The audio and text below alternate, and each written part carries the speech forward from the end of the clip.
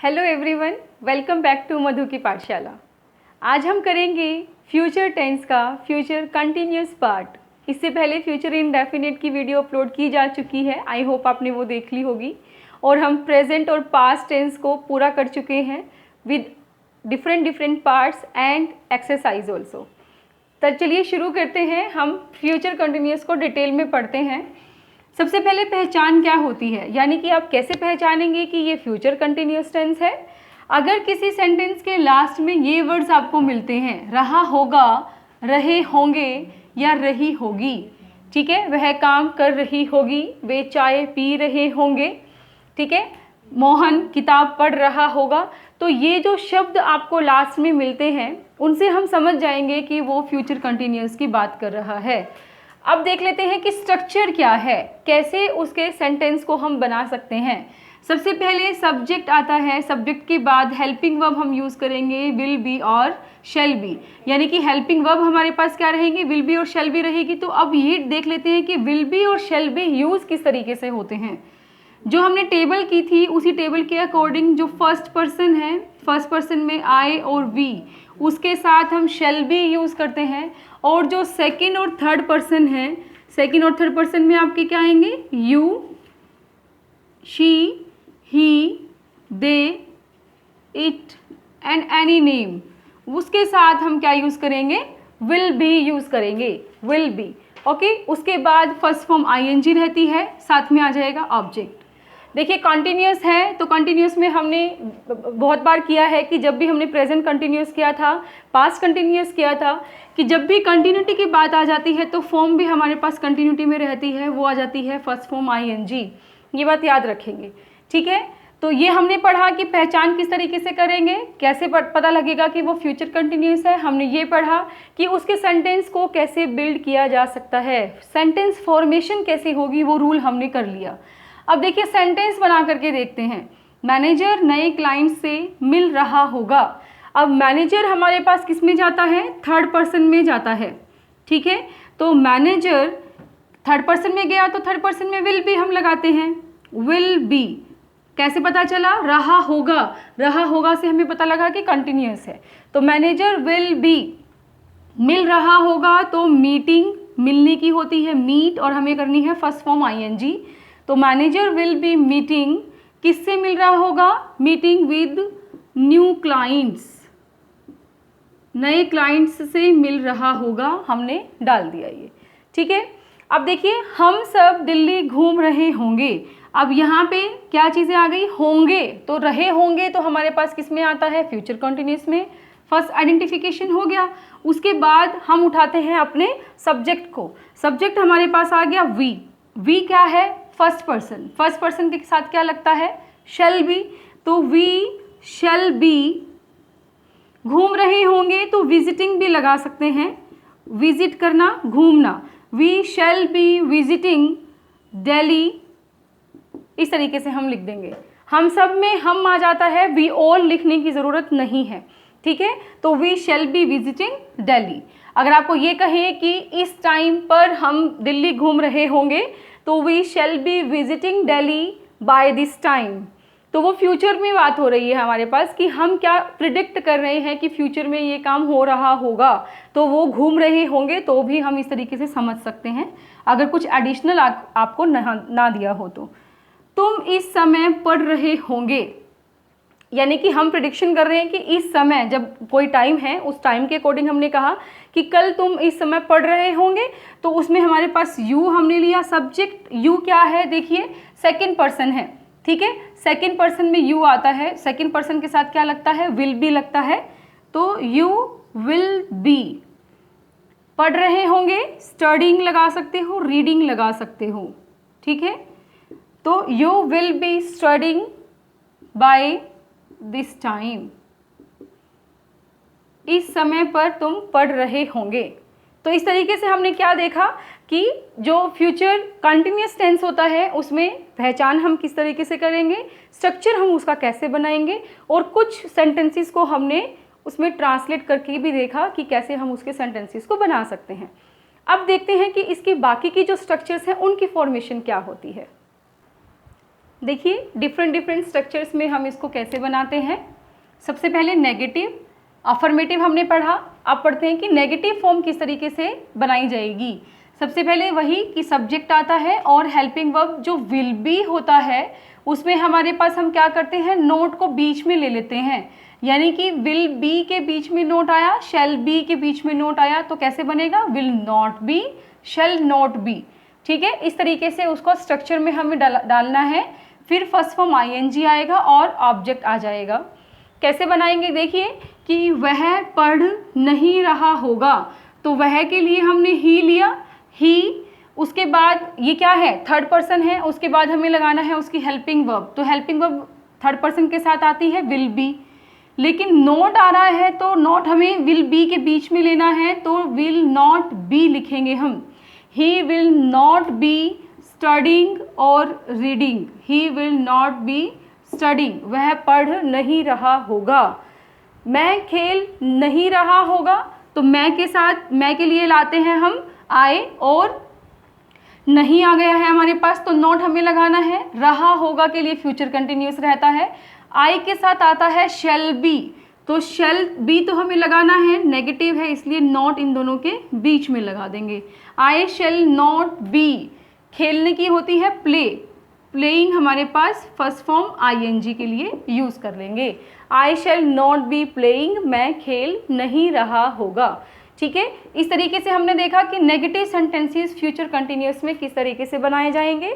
अब देखिए इंटेरोगेटिव, कि इंटेरोगेटिव कैसे बनाते हैं। इंटेरोगेशन बनाने के लिए हमारे पास जो हेल्पिंग वर्ब का विल और शेल पार्ट होता है उसको हम सब्जेक्ट से पहले ले देते हैं, उसके बाद सब्जेक्ट पुट करके फिर बी लगाएंगे।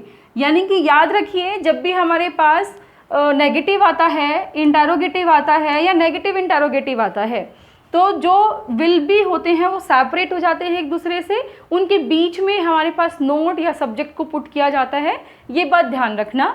तो विल शेल प्लस सब्जेक्ट फिर be, first form ING, object and sign of interrogation. अब मैं इसी को अगर सेंटेंस को लेकर के चलूं तो कैसे बनाऊंगी, क्या वह पढ़ रहा होगा, क्या वह पढ़ रहा होगा, तो ये हमारे पास एक क्वेश्चन बन गया। इस क्वेश्चन को हम कैसे सोल्व करेंगे, तो विल और शेल हमारे पास पहले लेते हैं, वह थर्ड पर्सन है तो विल हमने लिया, विल ही, अब क्या आना है उसके बाद बी आना है, will he be first form ING studying sign of interrogation, क्योंकि सब्जेक्ट हमारे पास नहीं है। अगर आप ये ले लेते हो क्या वह किताब पढ़ रहा होगा, तो हम किस तरीके से लिख देंगे, will he be studying the book, reading the book लिखेंगे, फिर स्टडिंग नहीं लिखेंगे, रीडिंग द बुक। ठीक है, sign of interrogation, will he be reading the book, sign of interrogation, ये हमारे पास क्वेश्चन बन गया। अब इसी तरीके से ये लिखेंगे कि मैं खेल नहीं रहा होगा को यहाँ पे हम ले लेते हैं, कैसे बनाएंगे कि क्या मैं खेल रहा होगा, ठीक है, होगा, तो हम इस तरीके से लिखेंगे shall I be playing, shall I be playing, sign of interrogation. Okay, next देखिए नेगेटिव इंटेरोगेटिव, यानी कि क्वेश्चन हमने पूछा है लेकिन वो नेगेशन के साथ, यानी कि नेगेटिव सेंटेंस के साथ पूछा है कि विल शेल पहले लगा करके सब्जेक्ट हम लगाएंगे, उस सब्जेक्ट के बाद नोट लगा करके भी लगाएंगे, यानी कि विल बी और शेल बी के बीच में हमने सब्जेक्ट और नोट को पुट करना है। फिर first form ING and object sign of interrogation हम पुट कर सकते हैं, करेंगे। तो नेगेटिव इंटेरोगेटिव की फॉर्मेशन कैसे बनाएंगे, देखिए कि वह पढ़ नहीं रहा होगा हम ले लेते हैं, क्या वह पढ़ नहीं रहा होगा, तो क्या हम यहाँ पे यूज करके इस सेंटेंस में ले आते हैं, तो कैसे लिखेंगे, will he not be reading the book, क्या वह बुक नहीं पढ़ रहा होगा, reading the book, sign of interrogation. ठीक है, तो कैसे सेंटेंस का स्ट्रक्चर बना है, देखिए विल शेल को हमने लगाया, सब्जेक्ट आ गया, नोट उसके बाद आता है, फिर बी लगा करके फर्स्ट फॉर्म आईएनजी लगा दी और ऑब्जेक्ट आकर के साइन ऑफ इंटेरोगेशन आ गया। ठीक है, आई होप ऐसे स्ट्रक्चर आपको समझ आ गया होगा। इसी तरीके से क्या मैं खेल नहीं रहा होगा, तो हम यहाँ पे shall I not be playing, इस तरीके से क्वेश्चन बना सकते हैं, साइन ऑफ इंटरोगेशन। तो आपने अगर स्क्रीनशॉट लेना है तो आप ले लीजिए इसका, क्योंकि इसमें हमने तीनों स्ट्रक्चर्स को अच्छे से पढ़ा है, नेगेटिव इंटरोगेटिव और नेगेटिव इंटरोगेटिव। अब देख लेते हैं WH फैमिली के कुछ स्ट्रक्चर्स। देखिए WH family again I am repeating, who, what, when, where, why, how, ये जो शब्द होते हैं, ये जो वर्ड्स हैं हमारे पास, ये WH फैमिली में इंक्लूड होते हैं। और इनसे अगर हमारे पास स्टार्ट होते हुए क्वेश्चन बनता है तो वो हम कहते हैं कि इंटरोगेटिव विद WH फैमिली। ठीक है, तो कैसे स्ट्रक्चर होगा उसका देख लीजिए कि WH से वर्ड कोई हमारे पास मिलेगा, कोई भी हो सकता है इसमें, उसके बाद विल शेल लगा करके सब्जेक्ट को बी के बीच में रखना है। तो will shall subject be, okay, will be और शेल बी के बीच में फिर से सब्जेक्ट आ गया। Then first form ING, object and sign of interrogation. थोड़ा सा ही डिफरेंस है, ज़्यादा कुछ नहीं कि विल शेल को हम ले रहे थे, फिर सब्जेक्ट, फिर बी, फर्स्ट फॉर्म ING ले रहे थे। इसमें सिर्फ हम क्या करेंगे कि WH की फैमिली का जो वर्ड होता है उसको पहले पुट कर देते हैं। इतना सा ही डिफरेंस होता है, ज़्यादा कुछ नहीं है। घबराने की कोई बात नहीं होती, क्योंकि जो भी स्ट्रक्चर्स हमारे बन रहे हैं, आपने पीछे वाली वीडियोस भी देखी होंगी, सारे स्ट्रक्चर्स मोस्टली सेम होते हैं। सिर्फ आपको ध्यान क्या रखना है कि हेल्पिंग वर्ब कौन सी यूज़ होती है और उसके साथ वर्ब कौन सी लगती है, बाकी सारे स्ट्रक्चर्स सेम हैं। तो देखिए सेंटेंस कैसे बनाएंगे, अगले महीने तुम क्या काम कर रहे होंगे। तो हम इस तरीके से क्या के लिए व्हाट यूज़ कर लेते हैं, क्या लिखेंगे कि व्हाट विल यू। अब यहाँ पे मैंने क्यों लिखा, यू के लिए हम वट विल लगाते हैं, क्योंकि यू सेकंड पर्सन होता है, सेकंड पर्सन के लिए विल बी और थर्ड पर्सन के लिए विल बी, लेकिन जो फर्स्ट पर्सन होता है उसके लिए शेल बी यूज़ करते हैं। तो what will you be doing अगले महीने, नेक्स्ट मंथ। ठीक है, what will be you doing next month, इस तरीके से हम उसको बना देंगे। नेक्स्ट देखिए, बच्चे कहाँ खेल रहे होंगे। तो कहाँ के लिए हमारे पास वर्ड आता है वेयर, ओके, फिर हेल्पिंग वर्ब यूज़ करनी है तो विल हम लगाएंगे इसके लिए, वेयर विल द चिल्ड्रन, बच्चे children, where will the children be playing. ये हम सेंटेंस बना देंगे और साइन ऑफ इंटरोगेशन लगा देंगे। तो देखिए हर जगह वही चीज़ आई है कि वेयर WH फैमिली से हमने उठाया, फिर उसके बाद जो हेल्पिंग वर्ब थी उसमें से विल और शेल जो भी आता है हमारे पास वो उठा सकते हैं। देन सब्जेक्ट आएगा, उसके बाद बी लगा रहे हैं, फिर फर्स्ट फॉर्म ING, अगर ऑब्जेक्ट है तो लगा देंगे, नहीं है तो नहीं लगाएंगे।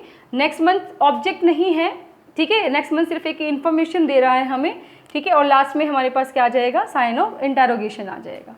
तो ये हमारे पास क्या हो गया, WH फैमिली का स्ट्रक्चर हो गया। अब देख लेते हैं कि जो फ्यूचर कंटिन्यूस टेंस होता है उसको यूज़ कैसे करते हैं। देखिए फ्यूचर कंटिन्यूस को यूज़ कैसे करते हैं। First one, to indicate an action in progress in future. ये बात हम कर ही रहे थे कि कंटिन्यूस है तो कोई ना कोई एक्शन ऐसा होगा जो कंटिन्यूटी में होगा, यानी कि प्रोग्रेस में होगा। तो फ्यूचर में कोई एक्शन अगर प्रोग्रेस में होता है तो फ्यूचर कंटिन्यूस यूज़ करते हैं। कैसे कि my father will be arriving any time, मेरे फादर कभी भी पहुँचते होंगे, ठीक है, पहुँच रहे होंगे। तो उस तरीके से हमने इसको यूज़ किया है कि my father will be arriving any time, किसी भी टाइम वो यहाँ पर आ रहे होंगे, ठीक है। She will be joining new batch in my institution, मेरे इंस्टीट्यूशंस में वह नया बैच ज्वाइन कर रही होगी। उसने वीडियोस देखी होंगी तो उस तरीके से वो क्या सोच रही होगी कि मुझे नया बैच ज्वाइन करना है, तो she will be joining new batch, वह नया बैच ज्वाइन कर रही होगी, ठीक है। तो ये फ्यूचर पे डिपेंड करता है। नेक्स्ट देखिए कि to indicate an action in progress while another action, with another action, जब कोई दूसरा एक्शन हो गया उसके बाद लगा लीजिए कि हमारे पास नया एक्शन स्टार्ट होगा, या हम ये कह सकते हैं कि एक एक्शन के साथ ही हमारा दूसरा एक्शन अगर स्टार्ट हो जाता है तो हम क्या यूज़ करते हैं, फ्यूचर कंटिन्यूस यूज़ करते हैं। कैसे कि शी विल बी कुकिंग, वह खाना बना रही होगी, व्हेन आई रीच देयर, जब मैं वहाँ पहुँचता हूँ। यानी कि ये डेली रूटीन जैसा काम हो गया कि जब मैं वहाँ पहुँचता हूँ तो वह खाना बना रही होगी। The doctor will be examining the patients when I reach at hospital, जब मैं हॉस्पिटल पहुँचता हूँ तो डॉक्टर पेशेंट्स को देख रहा होगा, मीन्स कि एग्जामिन कर रहा होगा। इस तरीके से हमने पढ़ा कि फ्यूचर कंटिन्यूस को कैसे यूज़ करेंगे। एक ऐसा एक्शन जो प्रोग्रेस में हो, या ये कहिए कि किसी और काम के साथ कोई दूसरा एक्शन प्रोग्रेस में चल रहा होगा। इन शॉर्ट ये कह सकते हैं कि फ्यूचर में कोई भी एक्शन कंटिन्यूटी में होता है तो हम क्या यूज़ करते हैं, फ्यूचर कंटिन्यूस यूज़ करते हैं। तो आपके लिए एक सेंटेंस में छोड़ देती हूँ कि बच्चे स्कूल में पढ़ रहे होंगे। इसका आपको क्या करना है, चारों structures affirmative, negative, interrogative, negative बना करके कमेंट बॉक्स में डालना है, ताकि हमें भी पता लगे कि आपने पूरी वीडियो देखी है और उसको कितना समझा है कि आप खुद ब खुद एक स्ट्रक्चर बना पाएँ। आपको वीडियोस अच्छी लग रही हैं तो प्लीज़ लाइक शेयर कर दीजिए। चैनल पर नए हैं तो सब्सक्राइब करके बेल आइकन दबा दीजिए ताकि आपको अर्ली नोटिफिकेशन मिल जाए। Thank you very much for being with us.